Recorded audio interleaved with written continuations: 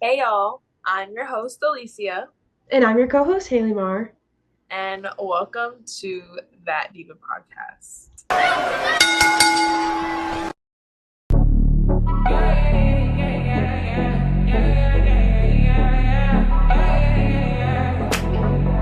Let's go. I'm so excited but so nervous. How you feeling? I'm I'm like it's surreal. It doesn't feel like none of this feels real. The fact that we literally got here from a silly TikTok is absolutely insane. A TikTok comment. A TikTok comment, actually, yeah. Yep, we'll get into that and We how look. we met and how we became friends. But Alicia, do you want to introduce yourself to the people that might know or not know us? I will, we'll have a grand old time. So, my name is Elysia. I am a junior in high school. I started not watching. I started content creation in 2022. It was the same year that I was going through getting diagnosed and just trying to find out what I had. So content creation became an outlet for me. I was dancing for 13 years at that point. I had just made it into a art school, and that was completely taken away from me at that moment. That year, I was able to go to Raw, and Raw had really taken me out of a depression that not being able to dance and being taken away from the one thing that brought me the most joy, it really brought me back to something I didn't know I would have anymore. A light, a fire in me. I didn't know that would be ignited again. I always thought that dance was my one and only true love, and dance was my thing, and there was nothing else that would be my thing. It's the story on how I got into wrestling. Um, I have always like been a book girly. When I was younger, my mom was a teacher. So when I was younger, even kindergarten, first, second grade, I was reading chapter books every day. Mhm. Like it wasn't like oh yeah, just whatever. No, just reading. I wasn't an iPad kid. I was a book kid. Me too. No. So I was reading, I forgot what they're called. They're like I don't know if you know, but it's like the siblings, and they're like always on adventures. I feel like I Oh, know what you're talking about. I was like, and now I'm like, I need to know the name. Wait, hold on, y'all. I remember I used to read the the tree house, the magic tree house. Is that what they were called? I used to read Diary of a Wimpy Kid, Junie Yes, B. Jones. yes, it's Magic Tree House. I Yeah, was Magic Tree House. Girl, me and Magic Tree House were like this. this, yeah, girl. Like this. It was tea. Then as I got older, I started reading Dork Diaries. I love Dork Diaries. I can't Dork Diaries. Diary of a Wimpy Kid has been. I like Diary of a Wimpy Kid more than Dork Diaries. Mhm. I'm actually gonna read Diary of a Wimpy Kid after That'd this be good. to do that. That'd be good. I have almost all of the books. Like I I would live have kept almost mine. all of the books. And then obviously as I got into high school, as I got older, I started reading more romances, more sports romances, small town romance, Grumpy Sunshine. So let's get a little into that. I started with three books, and these books are like the most cliche original like book talk books. I'm looking at them right now. I started with the first two books I bought because I bought them together was Twisted Love and Icebreaker. Mm-hmm. The most basic cliche books, but also they're kind of, I feel like Twisted Love is not as cliche as Icebreaker. icebreaker. Right. Right. Right. I feel like Icebreaker, it was like the same thing over and over and over again. Yeah, I didn't enjoy Like, Icebreaker. Twisted Love was okay. I still want to continue the series. I have the second one. I haven't bought the whole thing because one of my best friends, Olivia, she's read the whole series. She's like, it gets better, I promise. it does. The It first does. one, I was like, Yeah. Yeah. Yeah. why is he singing, babe? Why is he singing? I did Twisted Love, and then I got my Kindle. Mm-hmm. And then I read Twisted Games on the Kindle. Oh, amazing, magical, perfection. And then I ended up finishing the last two series. Amazing, gorgeous. But I felt like I wasn't fully into it. Like, I was just like, okay, whatever. Oh, this is really important in my reading thing. I was a Wattpad kid. Oh my gosh, you did not want to see my Wattpad. My my Draco Malfoy fan fictions, my Harry Styles fan fiction, Dude, my that's Captain so America fan fiction. I can't believe I oh admitted this for all of our fans and my friends and family to see. gosh. Mine was like Italian, like random Italian things. I don't know. I have this like addiction with Italy. And it was, and then it got into like country, but I'm like, that was random. So I stopped reading those, and then I got a Kindle. Mm-hmm. As I get back to my Kindle, here we are. And the first book that had come up was an LC Silver book. And oh my, did she eat it up? I'm addicted. I love Elsa Silver. Elsa Silver really got me back into like reading. I've read 21 books this year so far. I've finished 4 different series.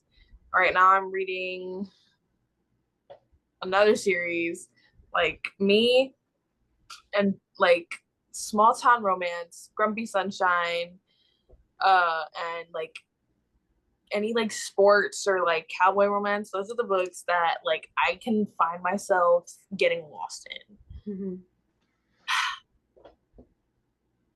Love reading. Reading's a great time. Yeah. Reading is literally a great time. I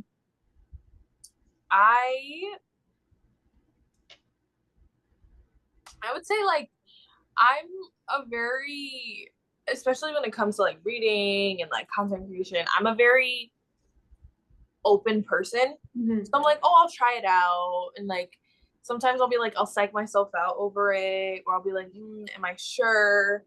But once it came to, I think it was around December of last year where I really just stopped caring. Because I feel like we all go through this point where we are scared to be judged about what other people think about us, especially with wrestling. Like wrestling is something a lot of people use as like a crutch to make fun of someone or a crutch to bully someone because of what it is.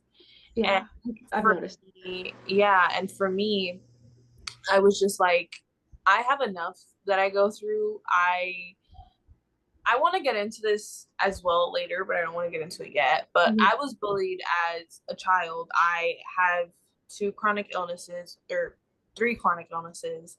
I am not your conventional teen. I moved away from my family in the middle of like going to middle school. Like it was elementary going to middle. Mm-hmm. I was like, I didn't have a place. So I would find my identity in other things. Mm-hmm. I would find my identity in what people thought about me, and I would find my identity in what I looked like or what I posted or how someone viewed me. So once, I think it was like December of this year, of last year, I kind of just whatever. And I started really posting my wrestling stuff. Mm-hmm. And then honestly, it was truly God. God really was like, I'm gonna need you to just stop and just let everybody else fall back, because this has been appointed to you for a reason. I gave you this dream, I gave you this idea, I gave you this platform for a reason. So once that happened, I was like, okay, well, now we're at 5,000 followers on TikTok. I had just hit 1K on YouTube. I was like, oh, so maybe this is what I meant to do. Maybe this is how I'm supposed to share my story. Maybe this is how I'm supposed to share my testimony. Maybe this is how I'm supposed to connect other girls that maybe think that they're alone, or think that they don't have anyone to relate to, or think that they're the odd one out because they're a girl, because they are a sick kid, and sick kids aren't understood because they like reading, because a lot of times people get made fun of for liking to read. So that was one of the main things that I wanted my platform to be. I wanted my platform to be a welcoming, inviting, fun place, which is, now we'll get into the group chat, which is why I created the Wrestling Girlies group chat, which has now like 508, almost 100 girls from all around the world, which I I still don't believe it.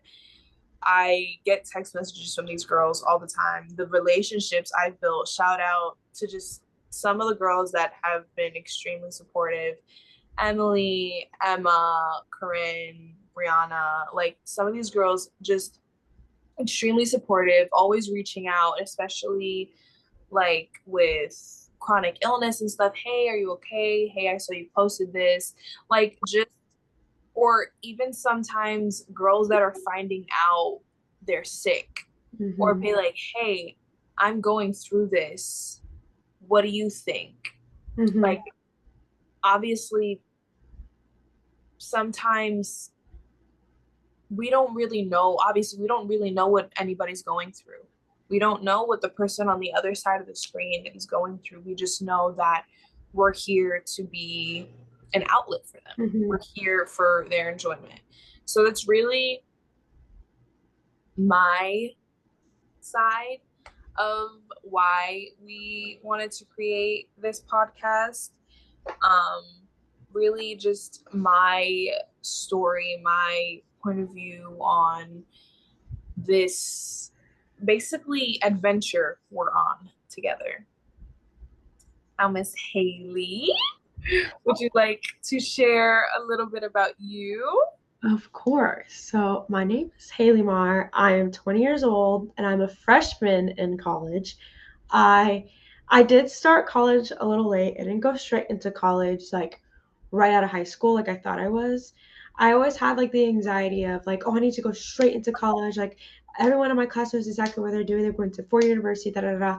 And for me, I just didn't find anything that clicked for me that I want to do for the rest of my life. And I feel like my dad told me this, and I feel like a lot of girls your age or anyone can hear, like, you don't have to know exactly what you're going to do for the rest of your life at the age of 18. You just became an adult. You're not supposed to know that. Like, you are allowed to have room to grow in your early adulthood. So I let myself do that.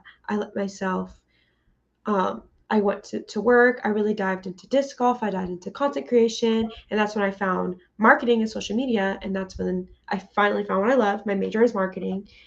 And I love it. And that's kind of what bleeds into social media and how I started social media. I knew ever since I was little that I wanted to do social media in some capacity. YouTube, whatever it is. I used to record on my little iPad, little Get Ready With Me's, before Get Ready With Me was a thing. And I just had so much fun doing it. And I loved to edit. I loved editing. I loved making graphics. I loved editing videos. So I always sort of had a TikTok. But last year I started my book talk. And I just started posting reading and like reading vlogs and all that. And then for funsies, I was like, I'm going to take my cousin to a house show with me because I love wrestling and I love her and I wanted her to just see my world. And I made a vlog about it for fun, and then it blew up. It got on Wrestle TikTok, and that's how I met my girl. She commented on that TikTok, and we've been locked in ever since. But when I fell in love with wrestling, it was about last year's WrestleMania. I always knew about wrestling. My brother loved wrestling, and my mom and my dad both grew up watching wrestling. So like my mom was my first my first woman I've seen love wrestling. And my cousin Esau, she loves wrestling, but like I've really seen women like love wrestling. But by the time around WrestleMania, I went through a really pretty tough breakup. It rocked my world. And I talked a little bit about this on my TikTok that like in that time of my life, it was just me.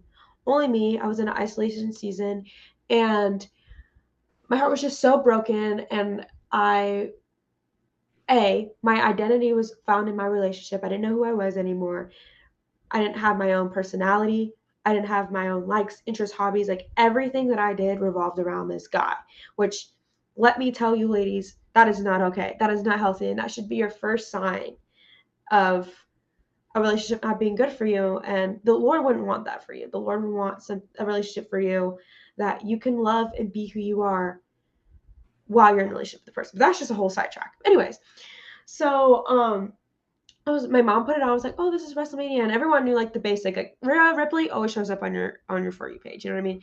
But like I actually sat there and I paid attention, and I was like, this is like nothing I've ever experienced before. Like I've never watched anything like this, but I have full body chills. And just seeing what those superstars do and put themselves in the ring, and the storylines, the plots, like the entertainment, the athleticism is something that I've never experienced before. And I fell in love right then and right there. So I'm coming up almost a year of being a wrestling girly, and it's the best thing that has ever happened to me. Wrestling has saved me. Wrestling has brought me friends, a community. Like I said, during that time, I was in an isolation season. I had no friends. Like I just got dumped randomly, high and dry. My only friend was him and his brother and his family. So I was like, who am I going to talk to? And I always had struggles finding close girl best friends. And I met Elysia. She started the wrestling group chat, and those girls became my best friends. And they were my only friends I had. And now I have a gajillion friends that I made from that, and so many great relationships. Like Lisa said, Emma and Corinne, Kira, Emily, like all those girls are always so kind. And there's so many more that I can't think of, but shout out to the wrestling group chat. Literally, shout out to the group chat. We Y'all love are you. so supportive. But yeah, that's kind of like the background of my wrestling. Not a lot of people know that I actually have a chronic illness. I've been struggling with it when I turned 16. Um, so basically one day I was driving home from work, and I started seeing like these like floaters in my vision, and I thought it was like there was a bug in my car. So I look and I'm like, it's following me. It's not a bug. So one little dot turned into a bunch in my vision. We went to an eye doctor thinking maybe my vision was bad, and they realized it was a deeper issue. It's my retina. My retina basically has a lot of eye pressure, and like the jelly part in my eye is beginning to harden, which shouldn't happen until you're like 80. And at that point I was 16, and the eye pressure was very, very concerning because my retina can detach from my eyeballs and I would just become blind. So that was the first of all of it. Then my joints just started getting really, really swollen, really, really irritated.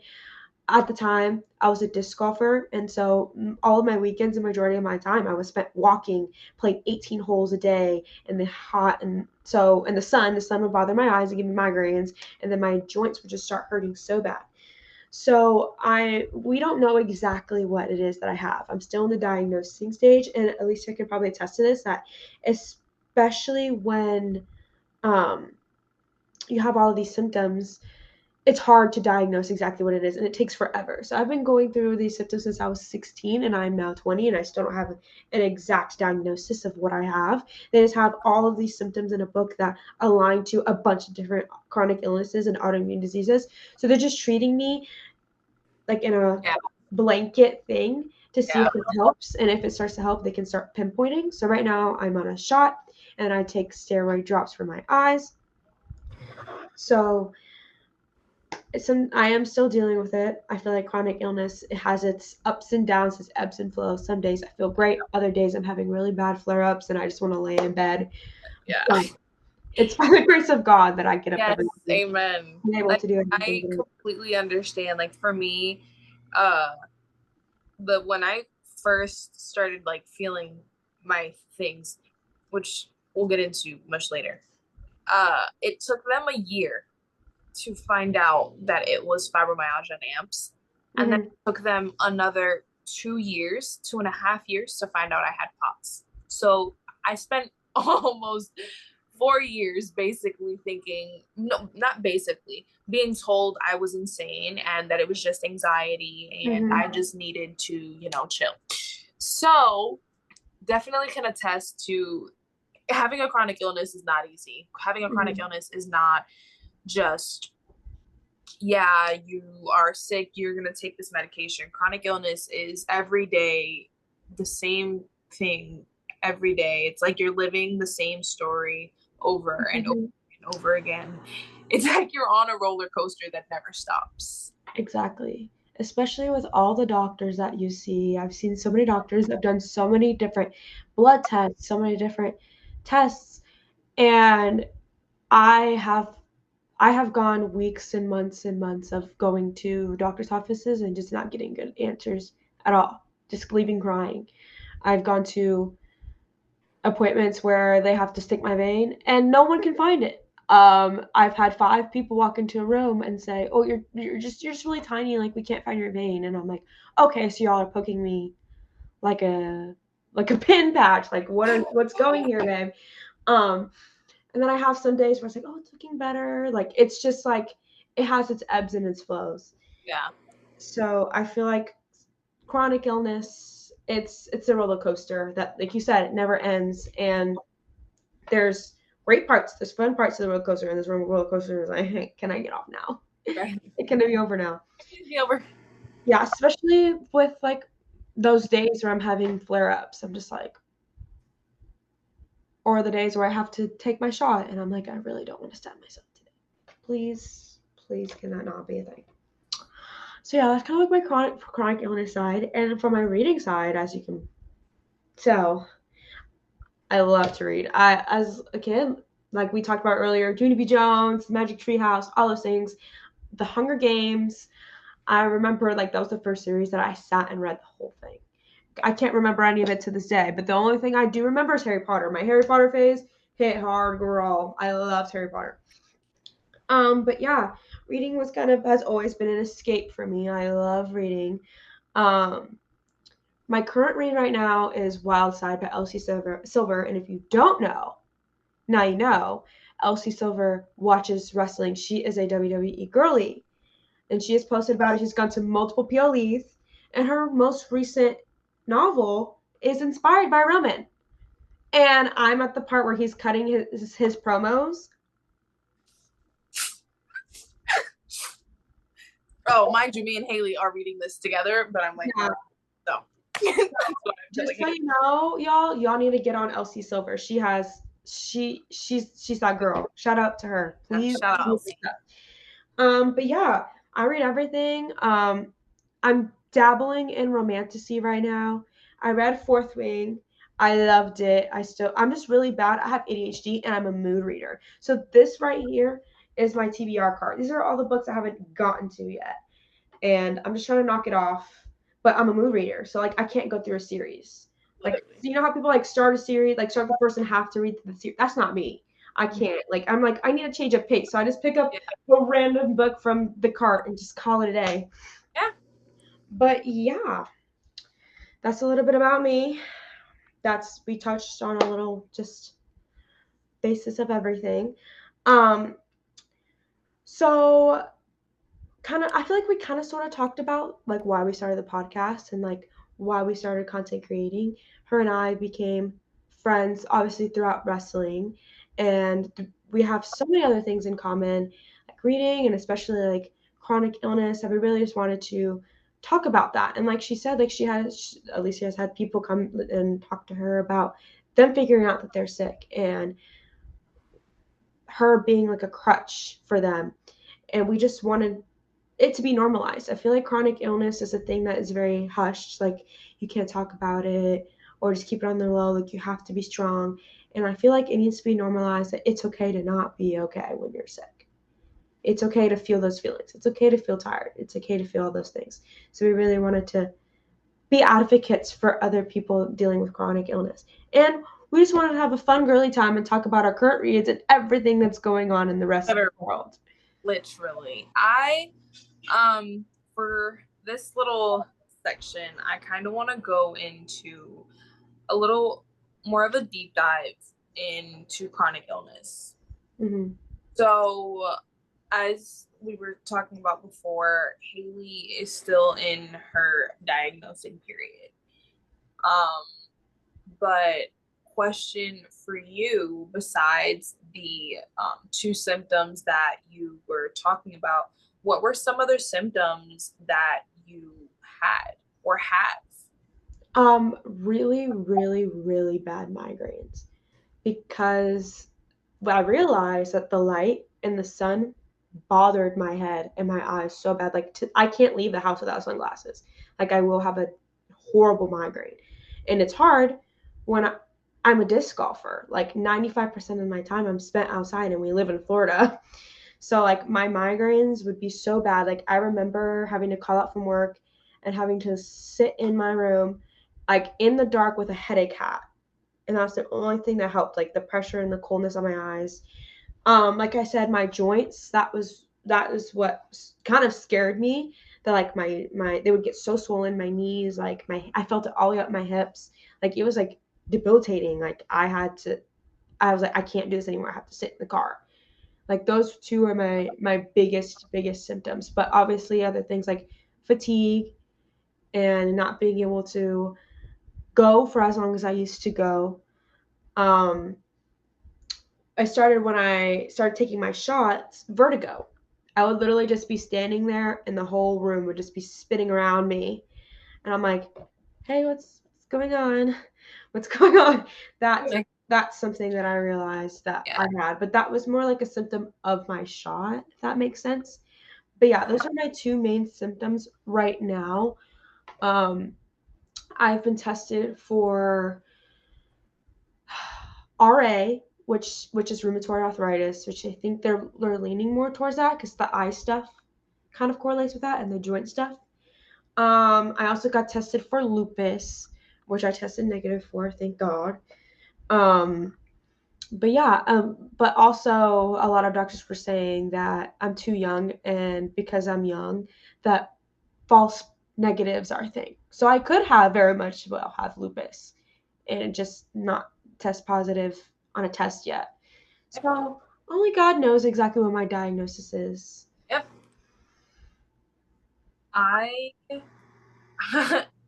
That's the most relatable thing ever. Yeah. Like, you could have it, but you're young, so I couldn't tell you. Like, Yeah. oh, thank you. That's not helping me at all, but thank you. Oh my goodness.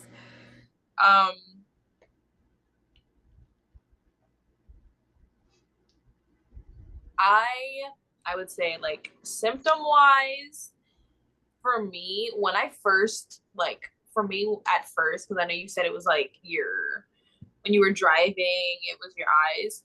For me, I was going to Busch Gardens, and I'm with all of my siblings, and my siblings, most of my siblings live in New Jersey. Mm-hmm. And all of my siblings are here. We're all driving to Busch Gardens. Busch Gardens is 2 hours away from my house. Mm-hmm. We drove all the way there.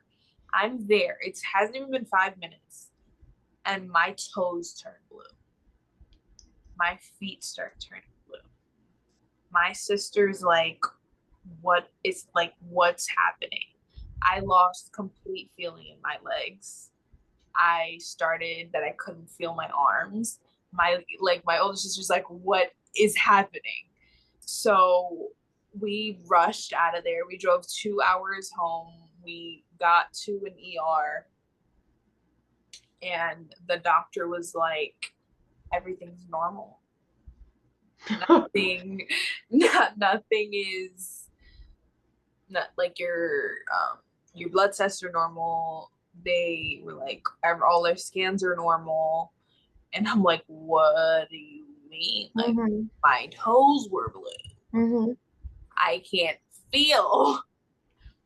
So from then, it was about like a year of tests and different doctors. I've seen every ologist on planet Earth, neurologist, cytologist, oncologist, cardiologist. I've seen everyone, and everybody's like, there's no rhyme or reason to this. And then I saw a rheumatologist, and the rheumatologist was like, you have something called AMPS, amplified pain syndrome. But you also have fibromyalgia, which is another amplified pain syndrome.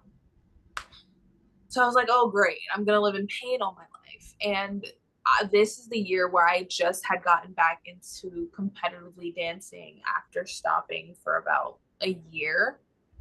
So I was like, oh, how great. Thanks.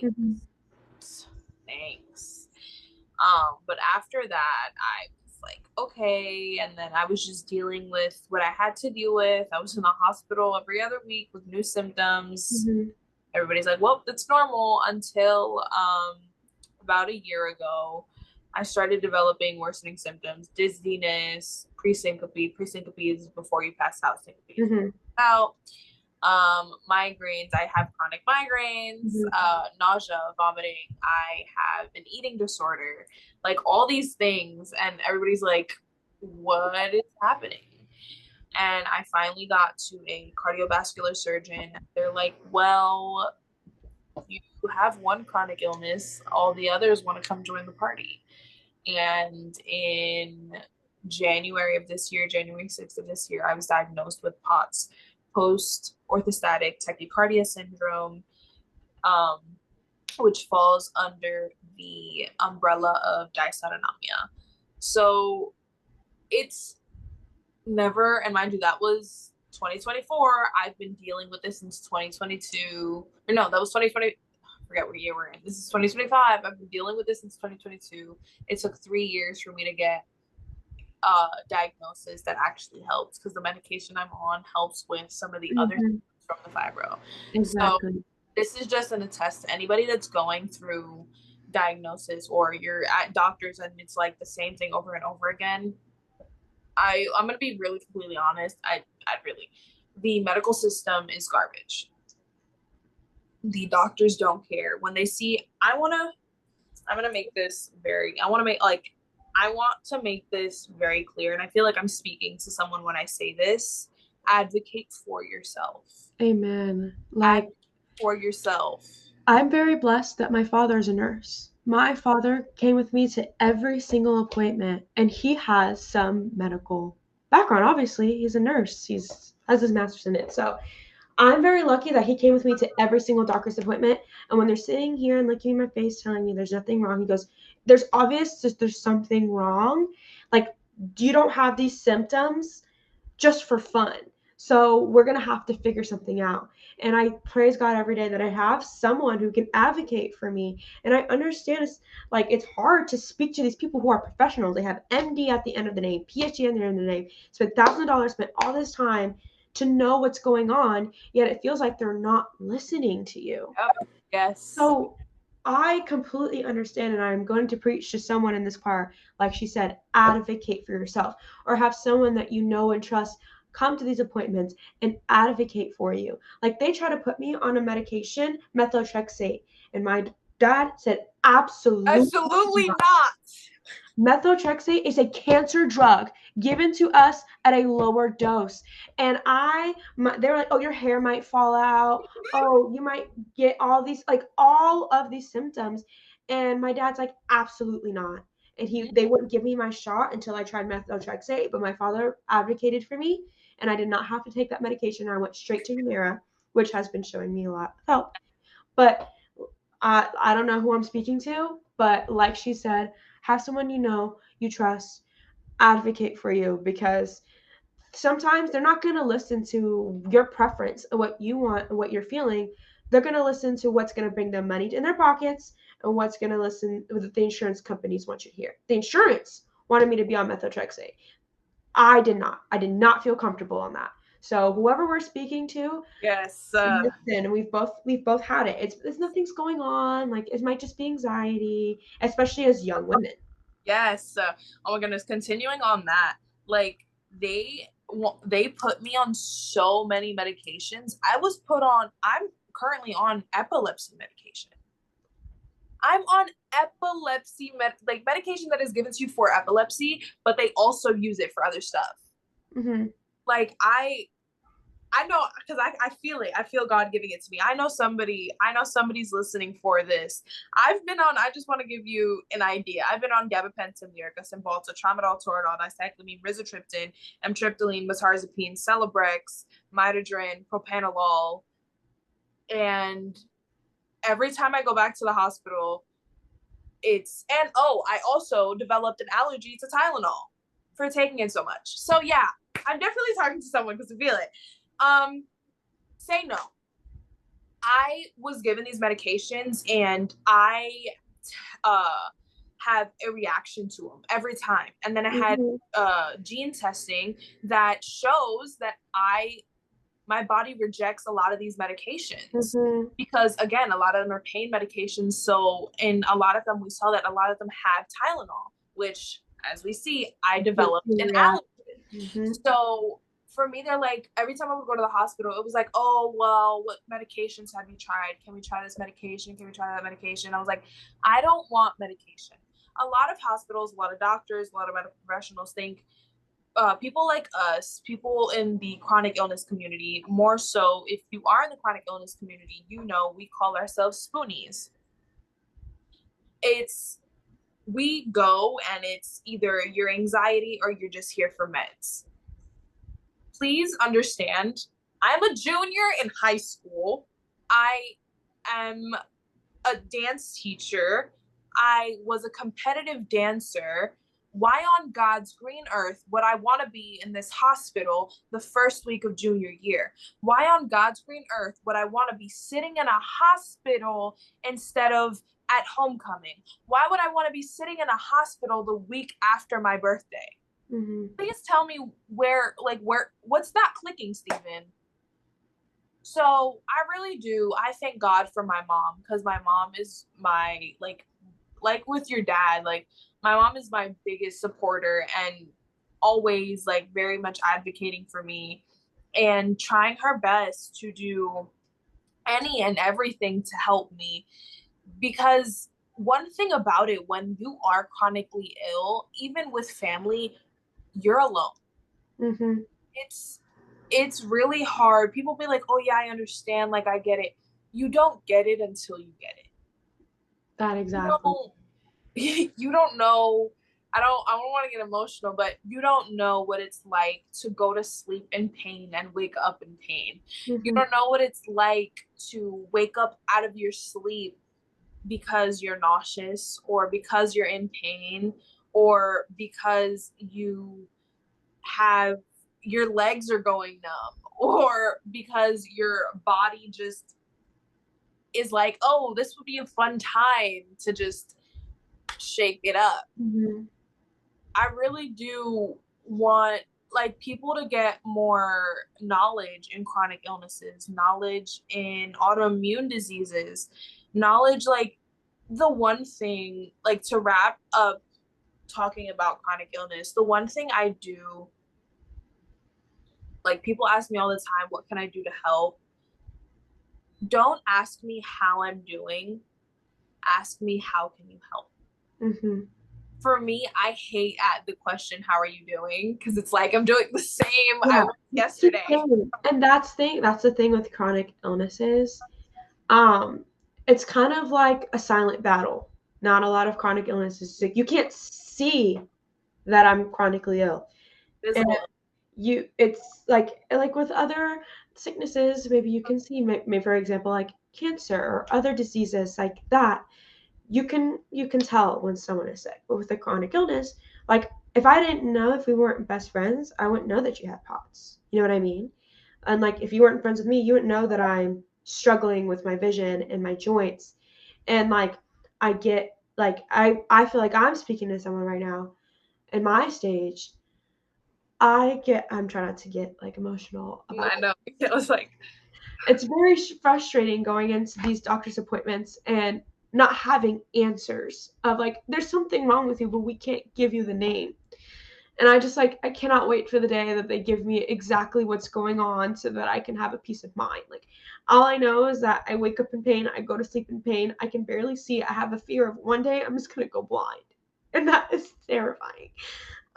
Like to sit down and think about that one day I could just wake up and I can never see again.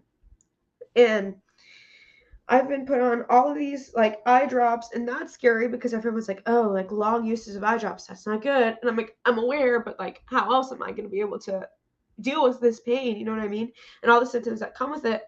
But like, just stay strong, stay strong. Although sometimes the medical staff may not understand or feel like they're not listening to you or not taking you seriously, like at the end of the day, the Lord He's taking you seriously, and He is the doctor of all doctors.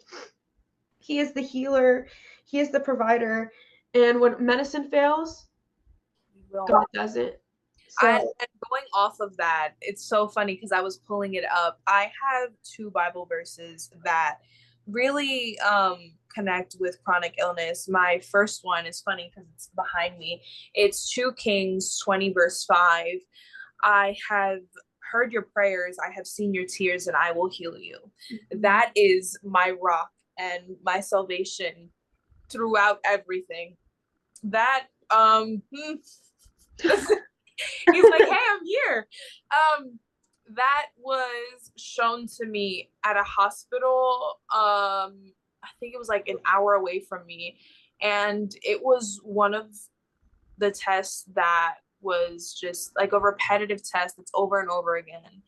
And I was like, I don't want to be here. Like, I would rather not do the test than redo it for something never to be wrong. Mm-hmm. So I saw that one and it really resonated with me. And it was just like, I could feel, it was like a big hug. Mm-hmm. So I don't know.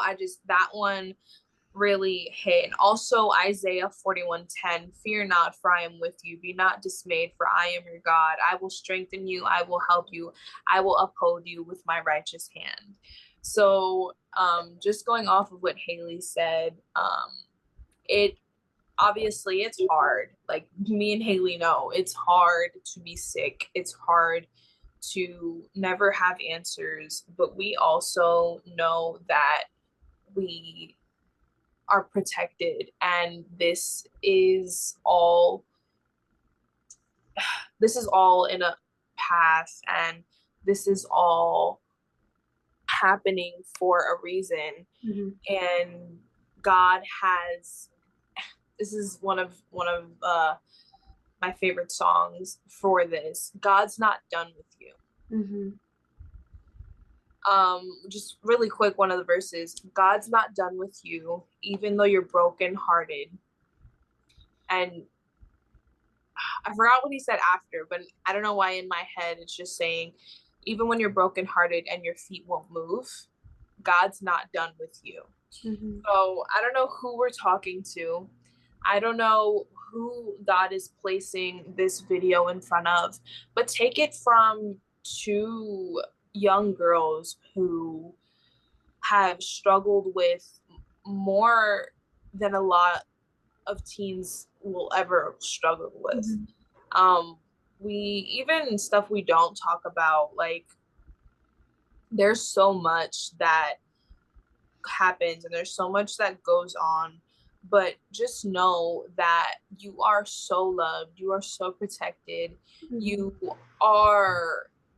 You are fearfully and wonderfully made. Mm-hmm. And even when it seems like your world is crumbling down, there is someone there to lift you up and walk with you. Mm-hmm. So that's just wrapping up our chronic illness part. We can talk about this for days. But as our first episode, that'll be where we end. On that note, Haley, Let's talk about your favorite books. Okay. So right now, my current read is Wild Side by Elsie Silver. She has a bunch of different, like, what's it called, series going on. They're all very small town, they're very cowboy. But this series in particular, the first two were not my favorite. Have you read the first two? Wild Love and Wild Eyes? Or is it the other series I read? I'm so bad with names. So those are the first two in that series, and they weren't my favorite. They didn't really knock me out my water. You know what I mean? Like, it wasn't like, oh, this is like a game-changing book for me. But this one, I'm not finished with it yet, but I'm already loving it. I'm eating it up, and it's not just because he's a wrestler. I just love like the dynamic that's going on. But some current reads: Out on a Limb by Hannah Bonham Young. Loved that book. It was beautiful. What are some other books? Lila Sage, she writes cowboy romance. I definitely recommend. I loved her books. If you are like a closed door romance girly, if you prefer to not read any smut, I would recommend Sarah Adams. Majority of all of her romance is closed door, and if it's not, she'll always put like in disclaimers what it is. You know what I mean? I love her. She writes tasteful, cutie little, fluffy romance books. And yeah, I'm trying to dip it a little bit into some Emily Henry. I read Funny Story. I thought that was a really good book. But I'm also diving into, like I said, fantasy. I have Akatar. I read the first one, and it didn't like gravitate me and grab my heart like Fourth Wing did. But yeah, I'm on the second book of Fourth Wing. I haven't gotten into it yet, but yeah, this is a little bit about my current reads and some of my favorite books.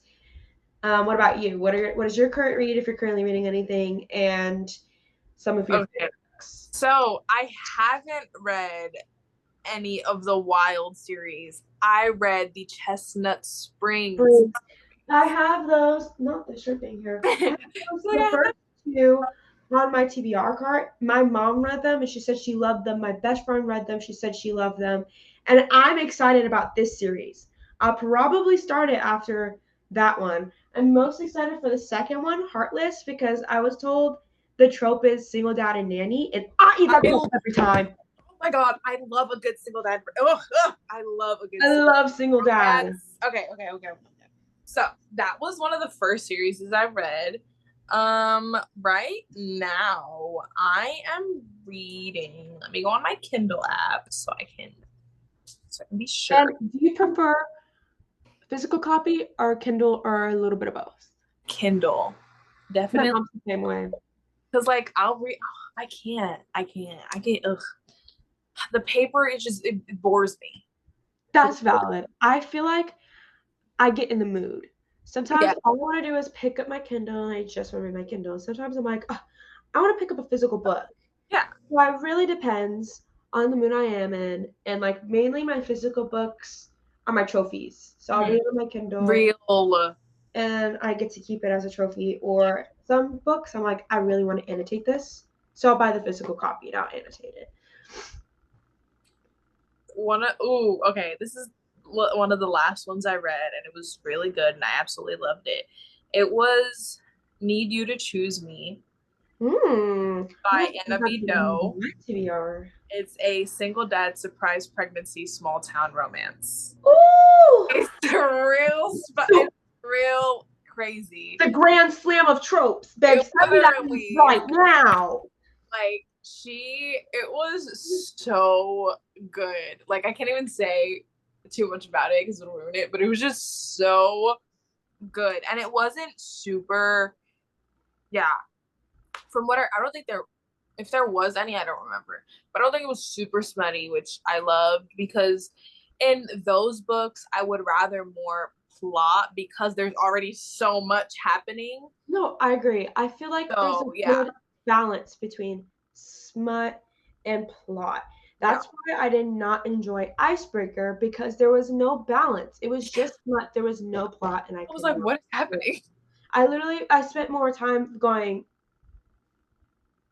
than actually enjoying the Dude, book. literally, I would hold down the button on my Kindle, be like, Yeah, okay, let's keep going. And I will say, there's one book that I read that did smut so tastefully. It was only one scene, and it was actually by Sarah Adams. She did open the book saying that she had one um open door scene, yeah. but he disclosed it.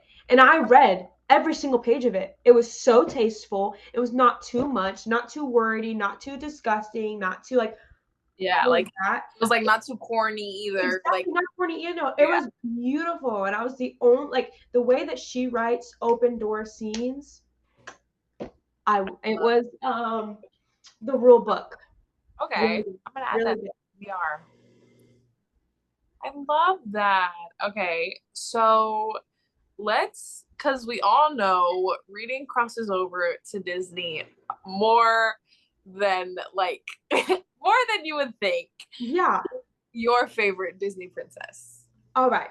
So, like you said, I've realized that reading and Disney cross over a lot, and I think like Disney adults and reading adults just have the same personality of we're obsessed. Like once you pick something up, you'll love it. As you can see, I love books. I love Disney. So I've realized that they cross over a lot. But my favorite Disney princess is either Moana or Tiana. It's some days it's hard for me to pick which one, but those are my top two favorite. Those are my girls. I love Moana. I see myself in Moana, even though I am not Pacific Islander, I am Latina, but I do see myself in Moana. And I love Tiana. I feel like she did her thing. She found her prince, but like she just wanted to be a businesswoman. She was a CEO, an influencer. And so like I mean, when you said CEO in my head, I was like CEO, CEO. So yeah, I just love Tiana. Those are my top two. And I think if I had to pick a third, it'd be Jasmine. Those are my top three. Okay. Moana, Jasmine. Okay. And to wrap that one up, what's your favorite Disney movie? It depends on Disney and Pixar, because we all know that. Okay. My top movie of all time, Cars. I love Cars. Not Cars 2, not Cars 3, just Cars. The first Cars is iconic and the best one. Okay. Oh, okay. What are your top three? Yeah. Disney princesses and your favorite Disney movie. My number one, Moana. Duh. Moana, like. We're both Moana girlies, and I love that.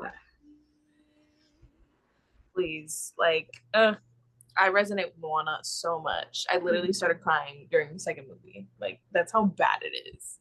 My second one would definitely have to be Belle. Love my little book girly. And then my third is Elsa. Like, I was obsessed with Elsa when I was little. I swore. Was it? I was like, I swear you couldn't tell me that I was not freaking Elsa.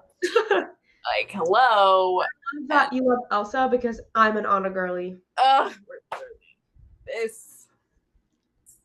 So my favorite Disney movie, all-time favorite Disney movie. It's hard. I think, that's hard because I'm also a musical girly. I'm a musical girly through and through. I'm gonna have to go with Moana though.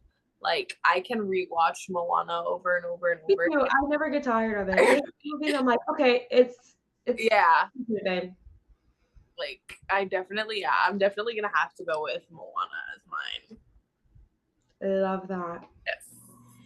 So yeah, that's our little what do we call that? Like our little hobbies section, Yeah. or other than wrestling section. Oh, our reading section. In Ringside, we've done resilience, we've done reading, and what's our last point, Miss Haley?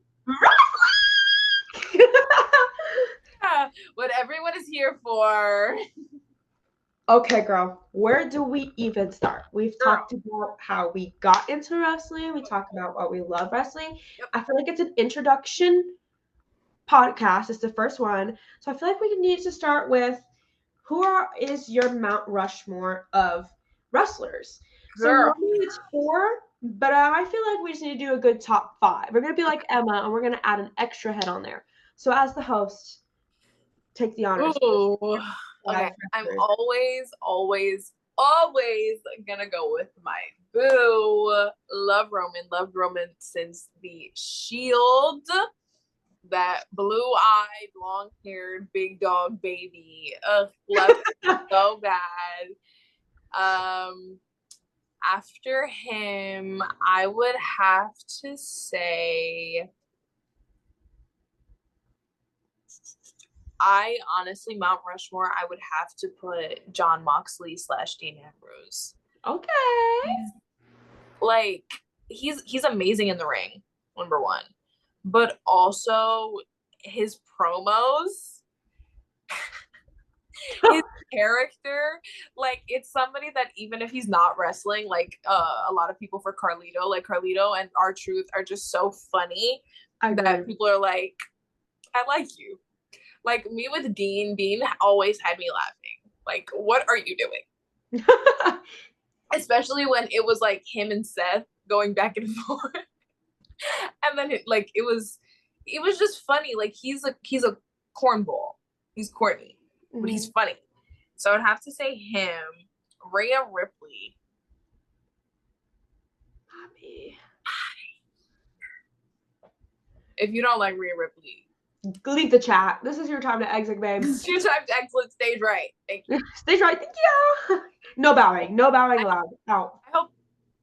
Yeah, I think it'll be inverted, so that should be right. If that's not right, no. Anyways, it's okay. Rhea, Jimmy Uso is amazing in the ring, amazing on mic.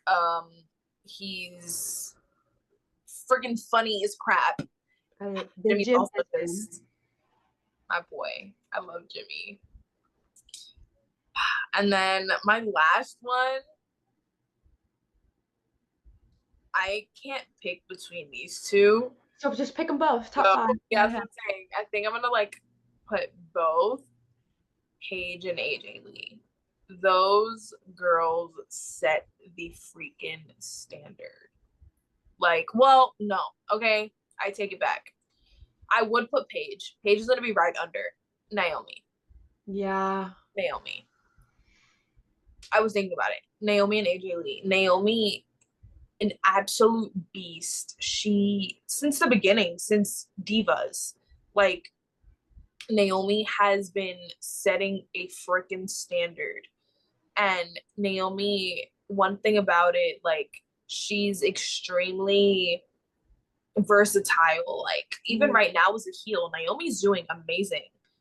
And people love her as a heel. And exactly. Naomi doesn't get a lot of recognition that she deserves. So here we are, giving her recognition. And I feel like she's a great heel. And there's a difference between heels. John Cena's heel right now, and no one's enjoying it. There's a tasteful way to be a heel, and everyone's like, that's the point of being a heel. You're supposed to hate them. But I love Naomi as a heel. She's eating it up. I think I love this. Or Dominic. People hate him, but I love him as a heel. So yeah, those are your top 5. That's definitely So Roman, Dean, Rhea, Naomi, AJ. Yeah. So Miss Haley, what is your Mount Rushmore, your top 5? So I talked a little bit about this on the Diva Discussion podcast, and I think I'll put a little more thought into it. So obviously, number 1, my man Jay. I love Jay. That's my man. Forever will be my man. And I will defend him until the end of the earth, until I have no more breath, until I can't speak anymore. I love Jay, and I could do a whole TED Talk on that. And obviously, mommy herself, Rhea Ripley, she's really what captivated me and got me back into wrestling. Number 3, CM Punk. I love CM Punk. That is my man. And just recently, I became obsessed with him. And I just think he's a pot stirrer. I love that about him. I love him on the mic. he eats it up every single time. I don't know. It's just his presence. Every time. He's so funny. And he's funny. Roxanne Perez, I love her, and I have this weird connection with her. I see myself in her. I think it's just because she's a little Latina that I love seeing her in the ring. And when I was on the Diva discussion, I said Brie Bella because I wanted to just throw it back to like the OGs and what really got me like captivated into wrestling. I love Brie, but I think right now in this season, number 5,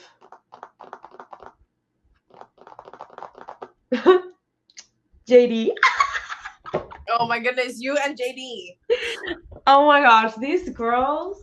No, I'm on your side. Some of them were like, Hailymar, what are you talking about? Like, what do you see in this bobble-headed, big-headed man? And then I get texts talking about, Hailymar, I'm so sorry that I like doubted you. I didn't hear you out. I see it now. Yeah, that man is beautiful. He is gorgeous. Free him from the Judgment Day. Him and Dom. JD. Free Dom Dom. And free Dom Dom and JD. Free JD. Love you, Carlito, but like you kind of put yourself there. I think he's just gonna follow whatever. Raquel being together would actually like make me scream. Anyways. But yeah, those are my top 5 right now. I think, and I asked this question to the girls on the Divas discussion, and I kind of want to ask you, what is a wrestler that just has like this weird, like an unconventional wrestler that just has like this soft spot in your heart that you just love? Every time you come out, I'm like, ah, I love you. I can think of 2 right now. I was like, I can't think of. For me right now, it's obviously Sami Zayn, and more recently, Drew. I love me some Drew McIntyre, but don't tell my man. God. Don't tell my man. Oh my goodness. So for me, okay, yeah. Kevin Owens. I love Kevin Owens. I love Kevin Owens. Man-child. So freaking funny. He's been funny forever. But Kevin is just so funny. I agree fully. Yeah. I just think him as a heel, I lost a teeny tiny bit respect for him because I am a Cody crybaby. I am here to admit that I love Cody. But like I can also, that's the thing. I hate when people get on to people who love their favorite wrestlers are heels. A lot of people, I was talking to Kira about this, shout out to her from the wrestling group chat when we met, that she loves Dom. She's the dominant Dom girl. She's the Dom girl. And she's like, I get a lot of hate on my videos because I love Dom and it causes controversy and hate. But I don't see why that is an issue. Like, we could put aside what their storyline is and their heel and what they've done and just support them and love them for the mere fact that they are great on the mic, they cut great promos, and they're great superstars. They're great wrestlers. So at the root of it, I don't care who you like, who you love. Like, unless it's Gunther, then I'm side-eyeing you, babe. Absolutely not. Side-eyeing you, babe. But I would definitely say, like, and because I want to do one male and one female. Mm-hmm. One female that is, like, soft forever. I definitely think, yeah, I'm going to have to go. Well, we all know this because, like, I'm obsessed, but Jordynne Grace. That's your girl. I love Jordynne Grace. Like, if we're going to talk about, like, underrated wrestlers, I would, like, a lot of people sleep on, like, her, Zelina. Zelina, dude, Zelina for sure. I love Jordynne and Zelina. No, I love them because Zelina follows me. Jordynne interacts with me. Like, she sees what I post. Like, they are just two of the most inspirational women. Mm-hmm. If we're talking, like, people that I look at, like, I see a lot of myself in Zelina as Puerto Rican from New Jersey. She's Puerto Rican from New York. I see so much of myself in her, as well as in Damian Priest. Like, if somebody would ask me my faves, I would be like, well, it depends. Because those two Like, I love them so I much. remember going to my first house show, and when he came out, I just started sobbing. And like you said, I see myself in him so much. Representation. He is, it's representation, exactly, especially in Zelina. We're both Puerto Rican women, so I feel like us as being Puerto Rican, we just have this gravitation towards other Puerto Ricans that are doing it and that are And proud to they do it. do it so well. Like, It's so tasteful. Like they're not, that oh my God, the class, Puerto Rican, ah, Puerto Rican. yes, But the yes, coquille on their gear or yes. the iconic Puerto Oh Rican my flag. goodness, her gear. Or in Damien's music, Mm-hmm. Boricua, Yeah. Huepa.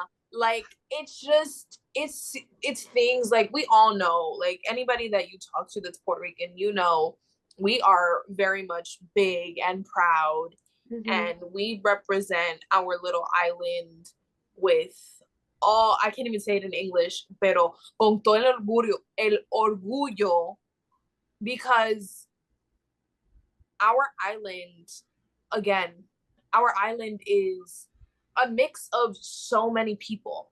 Mm-hmm. Like, our Puerto Ricans just don't look like one person. Puerto Ricans aren't just one specific, like, I mean, thing. you're We're looking at you so right now, and we have we we we have look, the same features, I guess. yeah. We both have dark eyes, dark hair, but I'm lighter than you. But that's just the luck of it, like, being like this. Like, my sister, you wouldn't think, like, because um she's extremely fair skinned and she has extremely light hair. You would look at her and you would think she's just like white. Uh-huh. Or um one of my closest friends, she is, excuse me, she's very, very dark, and you would think, oh, she's just black, when she's like, and especially Afro Latinas, Mm-hmm. like, you wouldn't think that they are those people. So Mm-hmm. to see that representation, to see that, not only for us, because I know, um for other people, like in Roxanne. Roxanne, like, Mm-hmm. even for the Black community, seeing people like Naomi, like Bianca, like Mm-hmm. Jade, like, right now, that is insane. For um the Asian community, Io Sky, especially Io Sky right now, she just came out to me because of where she is. Like, she's Mm-hmm. champion. Like, do you, like, I don't think a lot of people see it, but there's a little girl that's like, Mm-hmm. I'm gonna be just like her, or mommy, look, she looks just like me.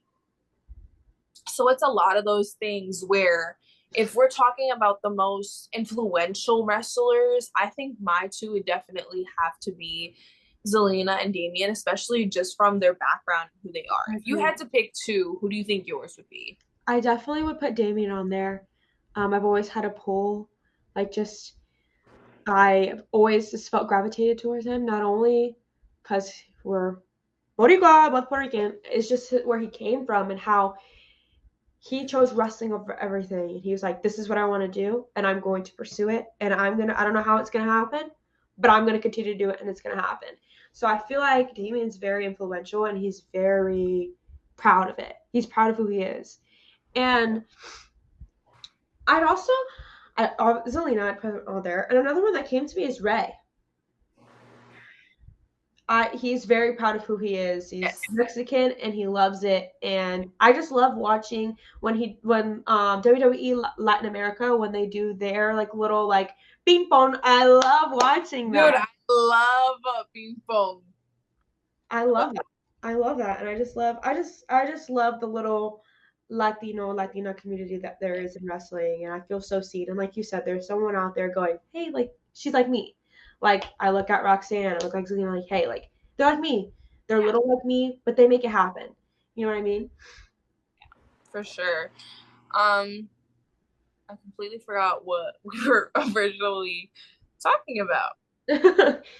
Um, let's your favorite. Let's do these.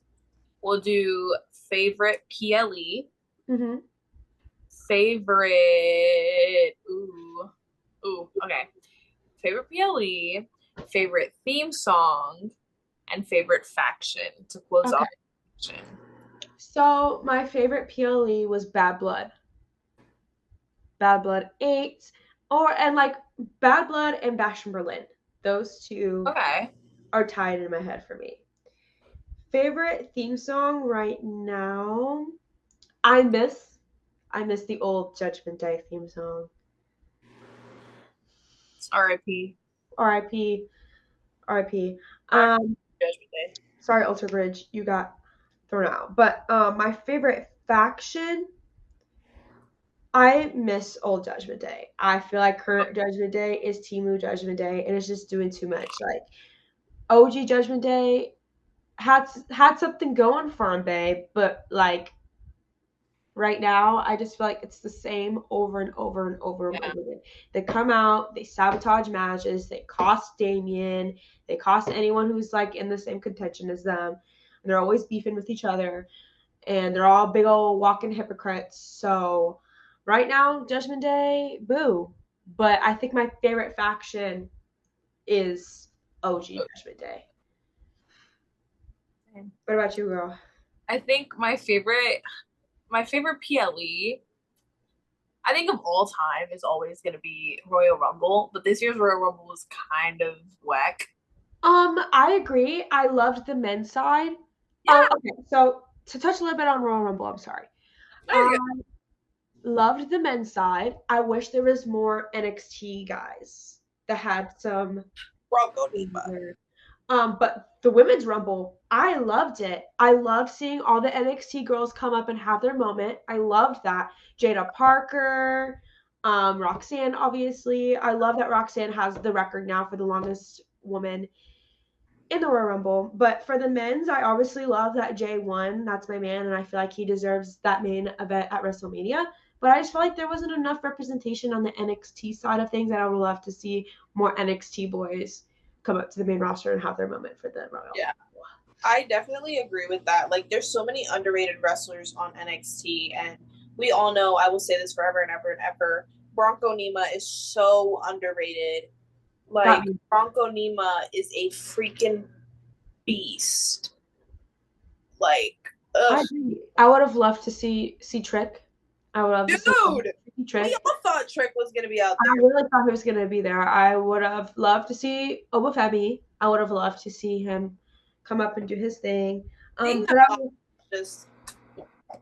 But I love that Joe Hendry was there. I love Joe Hendry. I do believe. Thank you for coming and making my little heart happy with that. But yeah, that was my only like about the men's side for the Royal Rumble, and for the women, I just don't believe Charlotte should have won. And I'll scream it to the rooftops. I'm a Charlotte hater. Sorry to the girls like, but I love her. I love y'all, but I don't. I feel like there were so many other women in that match that deserved that spot. And I'm not saying she's not a great wrestler. I'm not saying she doesn't deserve it. But Charlotte's had her moment. Let's let some other newcomers come up and have that main event. Yep. And I'm just not really excited about the Tiffy Charlotte fight at all. Not one bit. Not one bit. It should have been someone else coming up. Let them have their moment at WrestleMania. Let them have a pull. Because we all know Tiffy's going to retain. But just having that moment on the big stage and being able to be in contention for that title, for Tiffy's title, would have done numbers for that other woman. So that's my thoughts. Sorry. Off of that, I've gotten hate for this, but I've also gotten a lot more like, oh my God, I agree. I would have loved to see, honestly, I would have loved to see Alexa Bliss win. Oh, that's who I wanted to win. That was my pick for Elimination Chamber. Like, I want to see Alexa versus Rhea. That would have been an amazing match.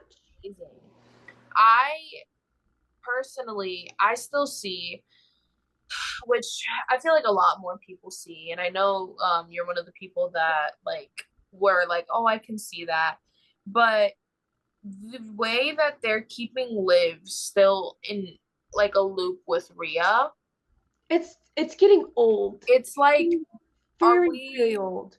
But then also, it's now we're seeing R&D stuff. Uh-huh. So it's like, why, if everybody's like, oh, so everybody's so hell-bent on, no, they're not getting back together, like, what is, like, why would they do that? Why would Liv still be talking about Rhea? Why would Liv still be in Rhea's business? Why is Dominic, who is the king of kayfabe and the king of mental games, be literally placing these hints out for us? Mm-hmm. That was the only thing where I was like, I would be okay with Liv winning, because then it would finally finish that storyline. Mm-hmm. It would finally finish the Rhea, Liv, Judgment Day, Damian, all that jazz. Like, that would have been finished. And then who I really think deserved that win, I thought Naomi should have won. Oh, I agree fully. And I feel like that would have, like, set up this whole Jay, Naomi, like, Bianca thing. Like, that really would have lit that, like, on fire. I really Yeah, and do I agree. feel like I can see why they couldn't have done it, because obviously Bianca right now is going for a title, but let's really think about it. Bianca doesn't deserve the title more than Naomi does. Oh, no, I 100% agree that I don't think Bianca should have won Elimination Chamber. She has had her WrestleMania main event moment. And this is what I don't get about these storylines. Like, I understand what's going on with Jay and Gunther. Jay deserves this WrestleMania moment, and it makes so much sense for him to go against Gunther and get the heavyweight championship. That makes sense. He finally deserves a single run. But what's going on with the women right now makes zero sense. No, And it's boring. This isn't it is. fun. I'm not enjoying this road to WrestleMania on the women's side at all. The only thing I'm enjoying is Rhea being a bad bee and doing As she whatever. should. And she's pissed as she should be. Yeah. I don't understand why her title was turned over in the first place before WrestleMania. None of this little triple threat stuff makes sense. And these women are not who I want to see a triple threat with. Could I please see Alexa versus Rhea, please? Something that the people want to see. And they better be doing something fire with this storyline, because I will be very upset if nothing comes from this. Yeah, absolutely. And the Tiffany and Charlotte thing, that makes no sense. Like, what's the storyline? And I understand Princess versus the Queen. Yeah, but it's not giving. Like, none of us want this. I'm screaming from the rooftops. None of us want this. I low-key would have loved to see Roxanne win. Dude, I would have loved Roxy. That would have been a Roxy versus Tiffy and NXT. Oh, that would have been tea. That would have been perfect setup to bring her to the main roster, and it would have been an amazing push for the NXT women, which is the best WWE division right now, in my opinion. Yep. NXT is absolutely insane. Like, these wrestlers on NXT, like, they're so underrated, but they're absolutely insane, because obviously they're the ones with the most dedication. Mm-hmm. They're the ones with the most love, because they don't know if they're going to be put on main roster. They don't know if they're going to be kept in WWE. Mm-hmm. I definitely agree with that. And then I think my favorite PLE from this, like, past, I would say, like, bundle of PLEs, I think would have to be, it's between Elimination Chamber and WrestleMania. Mm-hmm. Yeah, because seeing Damian win was just, it was magical. Like, seeing Damian win that championship was everything at WrestleMania.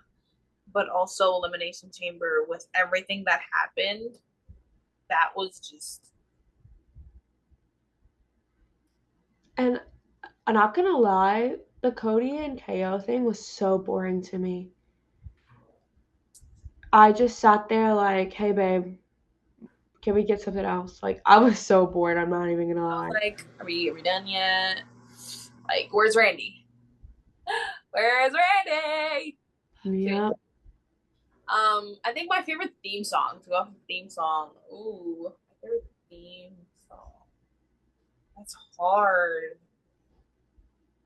I think my all-time favorite theme song is Bobby Roode's theme song. It's glorious. But then my favorite theme song at this moment. That's hard.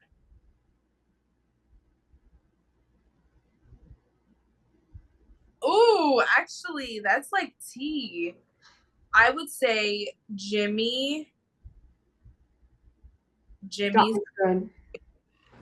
Jimmy's is really good. That's a good one. And I feel like aura-wise is Jay and Cody. Both of those always give me chills, and both of those always get the crowd hype. You know what I mean? Yeah. That's what I'm saying. It's so hard because there's so many that are so good.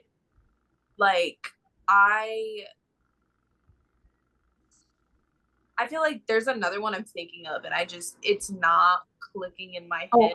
Also, honorable mention, Joe Hendry. I love I believe in Joe Hendry. I was obsessed with that song for like 3 months straight, and it was an issue. Oh my goodness, I feel like there's one I'm missing that I love. It'll come to you. Mella. F-A-B-U-L-O-U-S, yes. Diamonds on my neck. Yeah. Fabulous. Capiche, baby. Anyways, yeah, Mella's is so good too. Ugh, my favorite faction. What factions even are there anymore? No, I feel like factions are kind of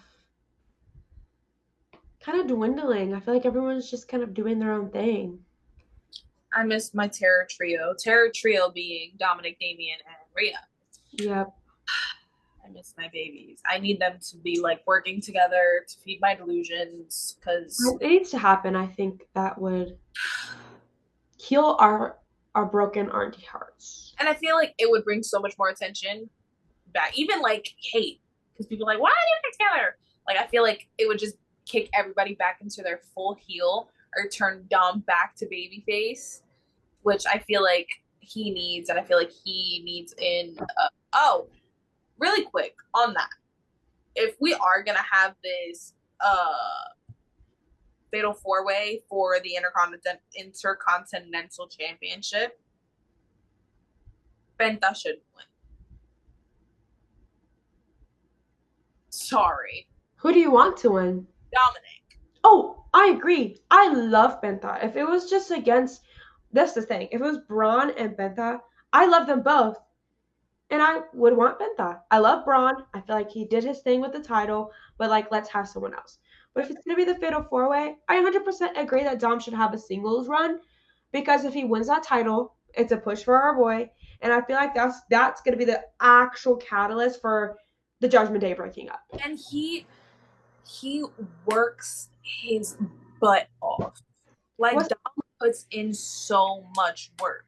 Wasn't there a stat that he has wrestled the most matches? Yeah, in one year he had wrestled the most matches. Mm-hmm. Like, Dom is that guy.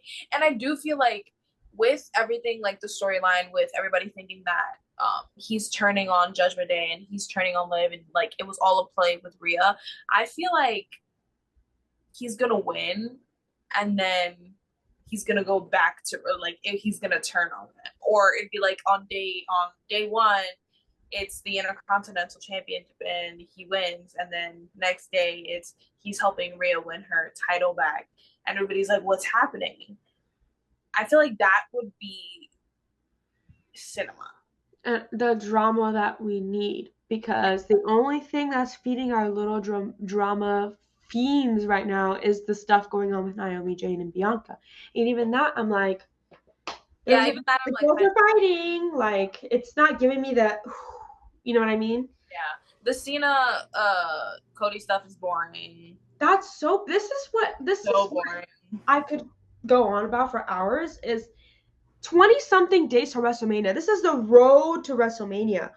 Why am I so damn bored? Right. There's nothing going on. I'm like, because even the stuff with my man Jay, I love Jay and I'll sit here and defend him till I have no breath. But why are you over here feuding with A-Town Down? What's the point? This is a distraction and eye for the prize. He's botching and it ends the same way. Gunther comes out and attacks him and he's on the ground or vice versa. This is not entertaining. This isn't fun. This is Road to WrestleMania, not just a random PLE or a random Raw or random SmackDown. That's boring. The Cody Cena stuff, boring, and ends the same way over and over and over again. The Charlotte and Tiffy stuff, boring. The Rhea and the three-way, whatever, boring. Boring. All of these storylines, the main events are garbage. I am here to say it. Garbage. I'm not enjoying what I'm seeing. I had a lot more fun the build up to Royal Rumble and the build up to Elimination Chamber. I had so much fun and I was so invested. Right now, Triple Baldy better be cooking something up good.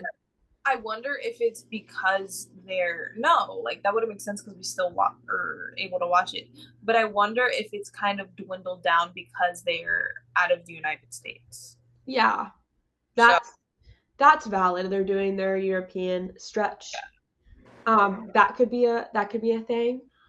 I'm not liking where this is going, and I'm bored. Like, I do like every match. Like, oh my goodness, how did I forget about the one match I'm so excited for? Roman, Rollins, and Punk. That's good. How do we forget about that? It's because no one's hyping the good stuff up. Nope. That match is going to be amazing. Dude, that match, like, I almost cried when I saw the video of Heyman talking to that was beautiful. Cinema. Dude, it was Heyman kissing him on his forehead. I was like, stop. That's what I mean.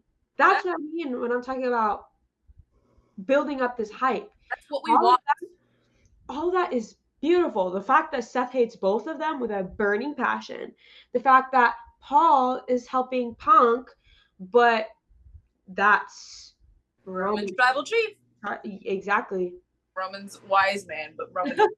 That's what I meant to say, guys. But yeah, that's the drama that we want to see. So y'all can talk with us in the comments. Leave your thoughts on what are your thoughts on what's going on for the road to WrestleMania. Very controversial. Yes, very controversial. Maybe not a lot of people feel the way that we feel. But currently, my thoughts on the road to WrestleMania is I'm bored. This is boring, and I'm ready for some actual drama.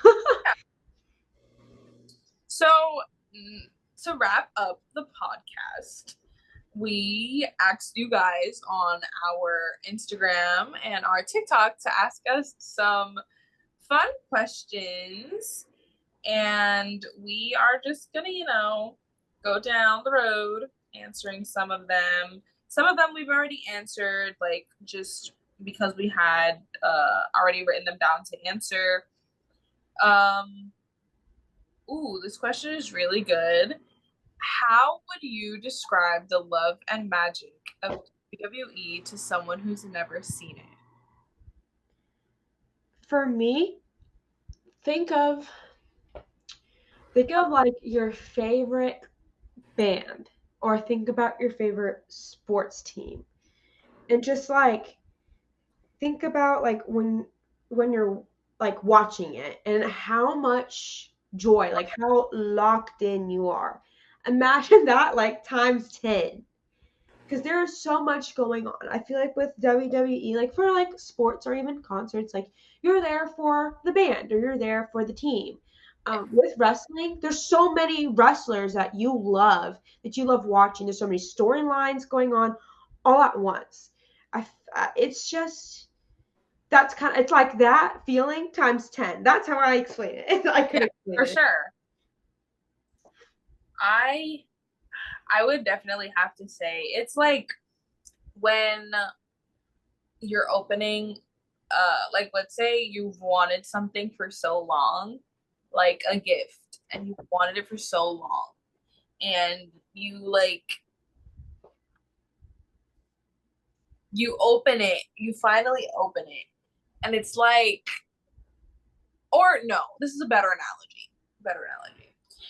you work so hard and so long for something, and you like nothing comes out of it, right?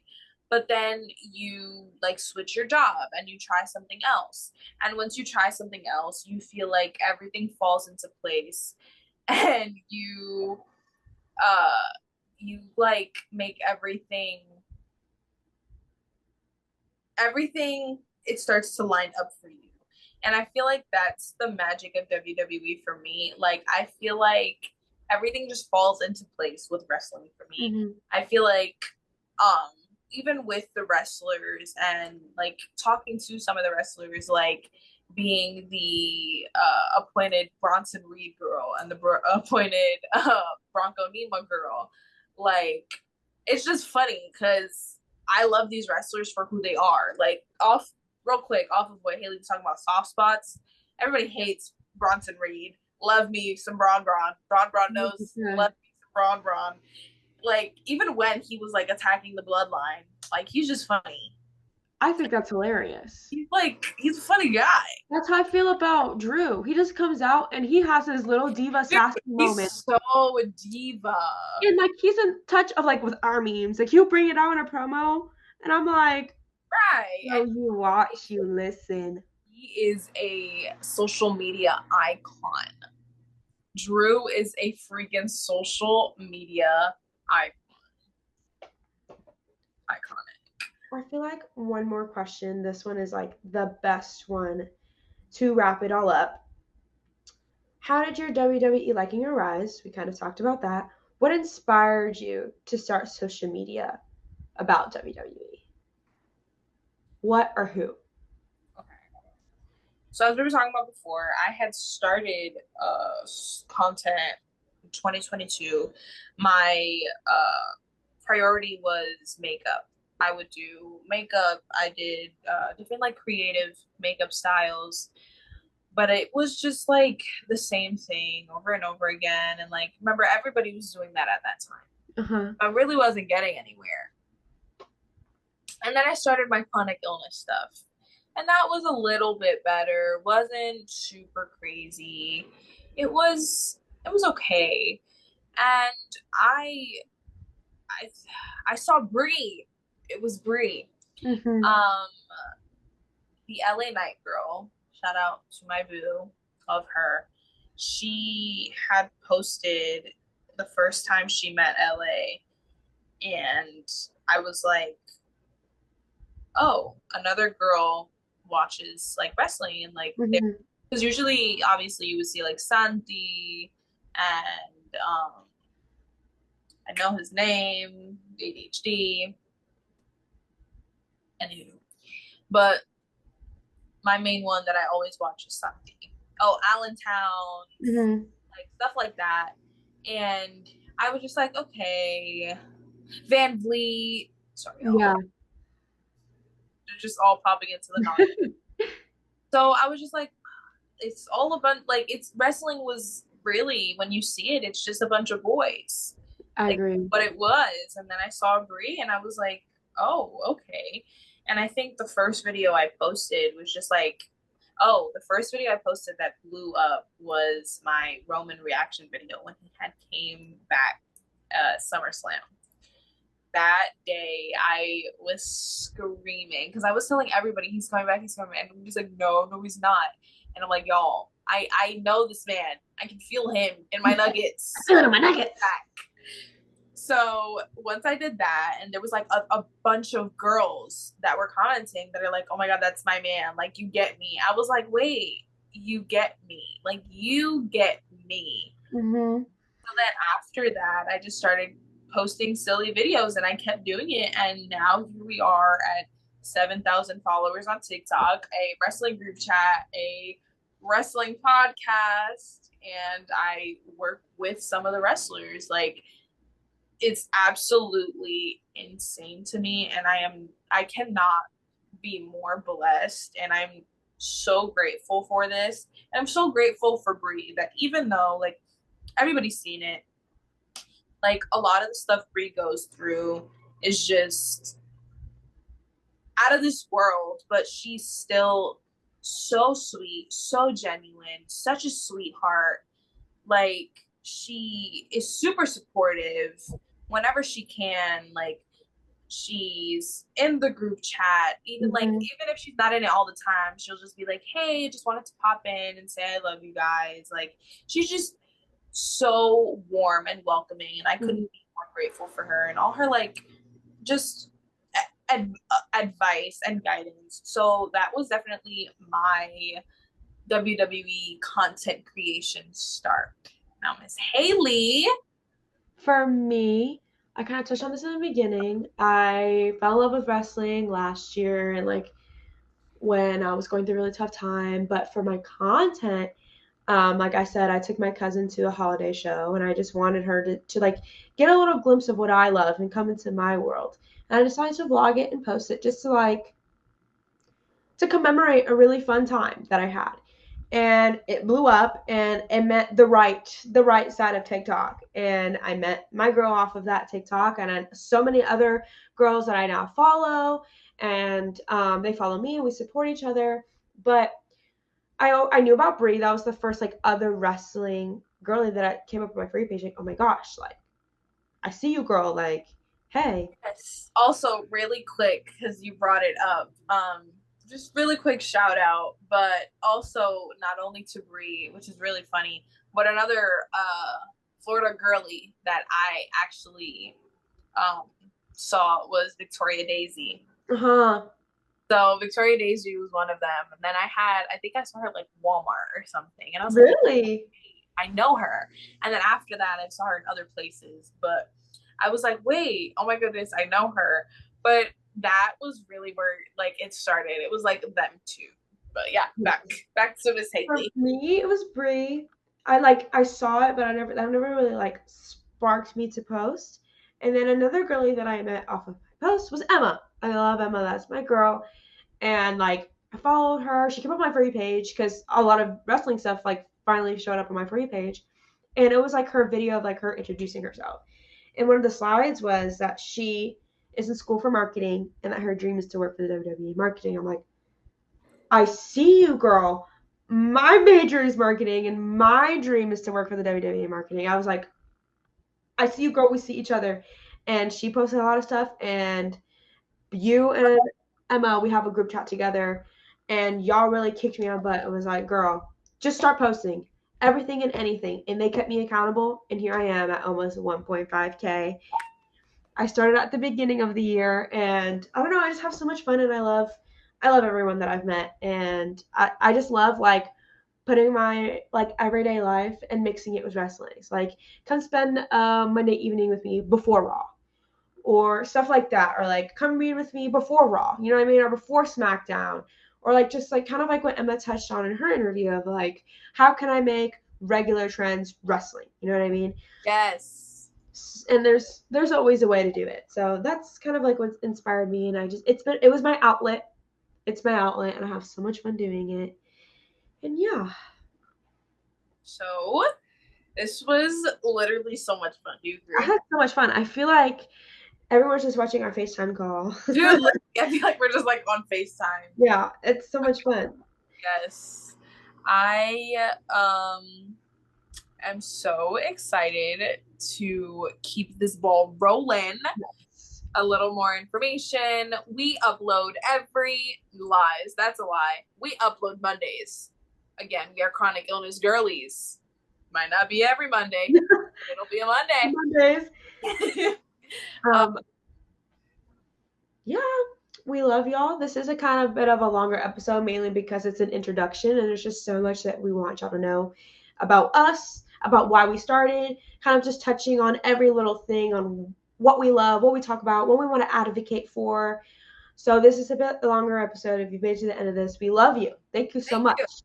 So, for a little bit like more just for the viewers, if you are a wrestling girly, a reading girly, a Disney girly, a chronic illness girly, or if you are multiple or all of the above, and you would like to be featured on our podcast and come chit chat with us, make sure you email thatdivapod@gmail.com just tell us a little bit about yourself, a little bit about what you want to talk about, who you are, how you got into whatever you're going to talk about, and we will get back to you as soon as possible. We are so excited to be on this journey. We are so excited that this has finally come into fruition. Make sure you like, comment, share, subscribe. If you are listening on Spotify, thank you for listening. Make sure you follow us on Spotify, follow us on Instagram, follow us on TikTok. Check out our personal, I am Elysia with 2 A's, Gabrielle on Instagram. Haley is Haley Loves WWE. And just check out all of our social medias. We update literally almost every day, different just life stuff, like different things that you guys might enjoy. So make sure you guys do that. Put in the comments what you enjoyed most about this video, what you would like to see next, and what you are excited for WrestleMania. I am so excited to be on this journey, divas. I am We'll too. see you next week. We love you, divas. We love you, divas. Keep liking, keep eating, keep being that diva. Bye.